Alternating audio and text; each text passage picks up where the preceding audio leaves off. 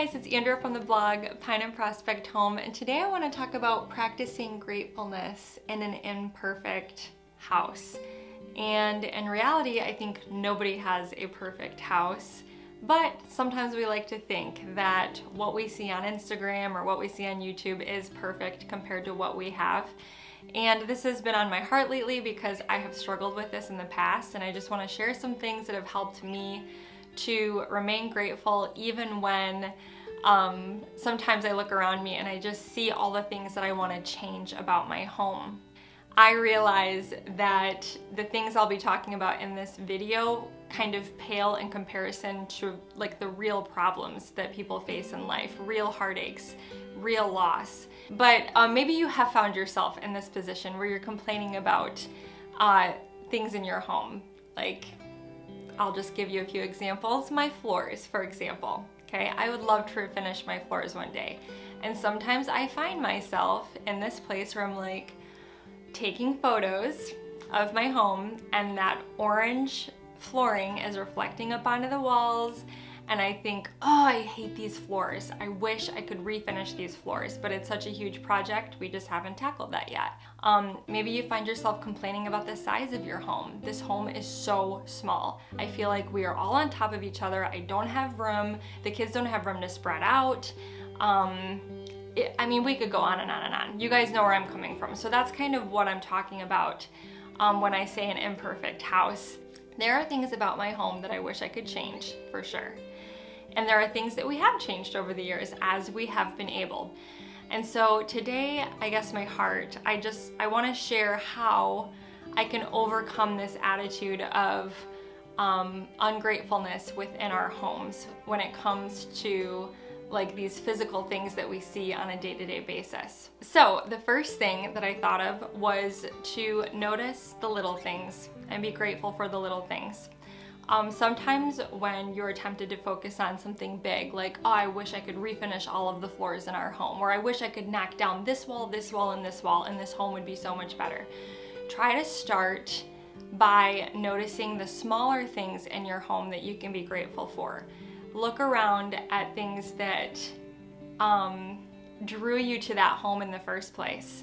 There are so many things in this home that I might get emotional if I talk about them, that I just feel like, for example, these French doors that I'm looking at. I know this is so silly, but when I was a little girl, I used to clip out pictures from magazines and glue them all together and create like my future dream home. And I always clipped out pictures of French doors, like double doors, just like I have going into my sunroom. God provided me with a home that had a set of French doors. Like, whew, I better not talk about it for too long. Refocusing our mind to remember, like, wow, I am so thankful for those, and it's something silly and little and small. I think about my unique front door, as drafty and old as it is. We're almost, goodness, that door is almost 100 years old. And yet it's so neat. The round arched doorway that drew me to this home in the first place. I loved that door. The beautiful coved ceilings in our living and dining room. So I could go on and on about some of the little things in this home that drew me in to begin with, that I was so excited about to begin with. But sometimes as you live in a home, unfortunately, those negative aspects begin to outweigh the positives and some of the reasons why you fell in love with the home to begin with. So noticing the little things, and it can even be, maybe there's nothing about your home that you like. Maybe you're in a season right now where you're like, okay, this is just a rental, or this home is just, this is not our, forever home. Try to notice the things that you have. Like, oh, I love this cozy little reading nook that I've created with these blankets and this lamp. It's just my favorite place to sit, and I'm so thankful I have a place like this in my home. I mean, it can be something as small as a blanket, a coffee mug. So look for those little things that you can be thankful for. So my next point for you today, if you find yourself in a place where you're just complaining a lot, you're ungrateful, you're grumbling and mumbling about the home that you live in, is to remember that someone out there is praying for what you have right now. Someone out there is hoping to have what you have right now. Even if you're living in a rental home, you know, even if it doesn't matter, if you're living in a camper, whatever it is, there could be someone out there that is hoping and praying for what it is that you have right now. And whenever I remind myself of that, it helps me so much to be like, okay, Andrea, you have no right to complain. There is somebody out there that would give anything to be in a home. There is someone out there that would give anything to have a warm bed to crawl into at night. So I think just shifting our perspectives and remember that someone out there has it much harder than what you have always helps me to remember how blessed I am and how much I have to be grateful for. The next thing that really helps me whenever I'm tempted to complain about my home or the things that I'd like to do, or you know, whatever it is in my house that's bothering me, is to remember that I need to shift my focus not so much on the things, but on the people I have to share this home with. So oftentimes it's easy in this materialistic world to get caught up in the things, you know, especially in this age of social media where you log on to Instagram or YouTube and you see these beautiful images and these beautiful homes. And I think it's important to remind yourself that the things don't matter. The things aren't gonna last. The things are not going to stand the test of time. You're gonna get sick of them. No matter how shiny and new and amazing something is to begin with, eventually it wears off, and in our human nature, we're going to want something different, something fresh, something new. And so it's important to remind myself, like, hey, your focus is way too much on the thing and not on the people, the precious people that God has blessed you with in your life. And so I just have to learn to refocus and look into the eyes of my beautiful children, remember how blessed I am for the wonderful husband that I have and the people that I have to share this home with. So who is it that you have to share your space with? Maybe get your eyes off of whatever it is that's bothering you in your house, and remember, wow, I'm so blessed to have these people within this space to share life with. The next thing that helps me whenever I am really struggling, and we all struggle, we all go through these times of kind of like want and just feeling like we want to change everything in our home. I totally get that. I totally have been there, and I'm a creative at heart. So a lot of what just makes me come alive is doing projects and changing things and moving furniture and bringing new pieces into my home. I love that. It's something that I really enjoy. But I think that what helps me to remember how blessed I already am is just to sit down and make a list of what I have to be thankful for. And it's like that old hymn, count your blessings, name them one by one. Holy cow, when you start to do that, it really does change your perspective, and you begin to realize how much you have, and it gets your eyes off of what you don't have, and it gets your eyes back onto what you already have. And so doing that helps a lot too. And I think that a fun way to go about doing this is to make like a gratitude wreath or gratitude tree. I actually provided one of those in our gratitude bundle that we released earlier this month, just a little template. You don't have to use mine. You can come up with whatever you want to. There are a million ideas for gratitude wreaths and trees on Pinterest. You can go look them up. Do one with your family, and it'll help everyone just sort of focus in on what they have to be grateful for. And it'll help to remind you as well that you have so much in your life to be thankful for whenever you want to just go crazy with a hammer and tear a wall down in your home.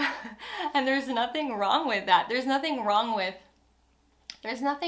wanting to change your home. I don't think there's anything wrong with wanting to make changes. I make changes all the time.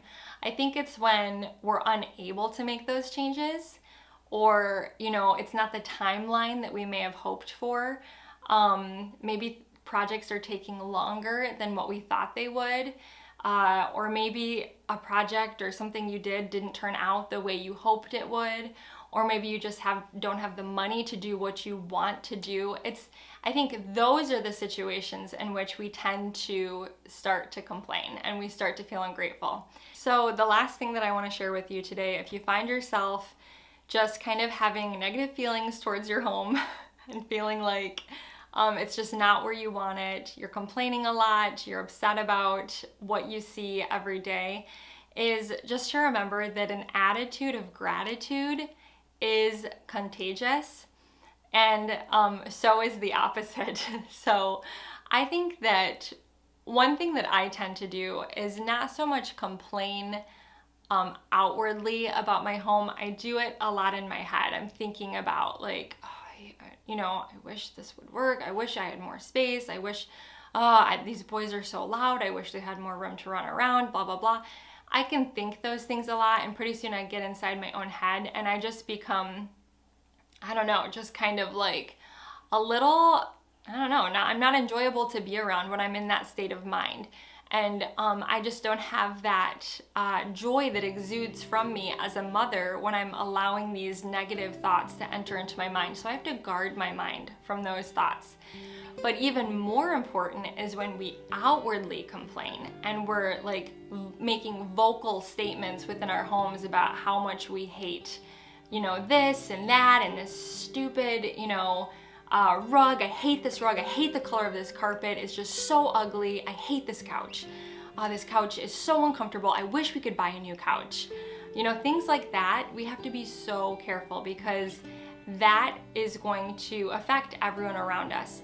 But when we decide and purpose in our hearts to be grateful people and thankful for whatever it is that we have and just vocalize that, like, man, I was doing this with my kids the other day. I forget what it was. I think, we were upstairs and the sun was rising. We all wake up very early, including my children, and it just created the most beautiful sky.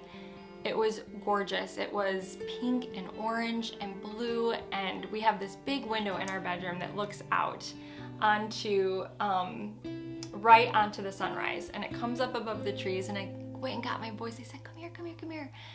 And I pulled them to the window and I said, look at this beautiful sky that God painted for us this morning. And I said, aren't you boys thankful that we have this window, that we can see the sunrise every morning? Something silly like a window. And I want to do that with my boys. I want to point out the things, the little things that we have to be grateful for, because I know that if I do that and if I exemplify that, then they'll start to notice the little things. And if I have that attitude of joy and gratefulness, then it's contagious. It spreads. And it's like the old saying, if mama ain't happy, ain't nobody happy. It's so true in my home. When I get in a funk, when I'm in a bad mood, when I'm slamming, drawers, and yes, I do that. I am not perfect. I'm sure you guys all know that by now.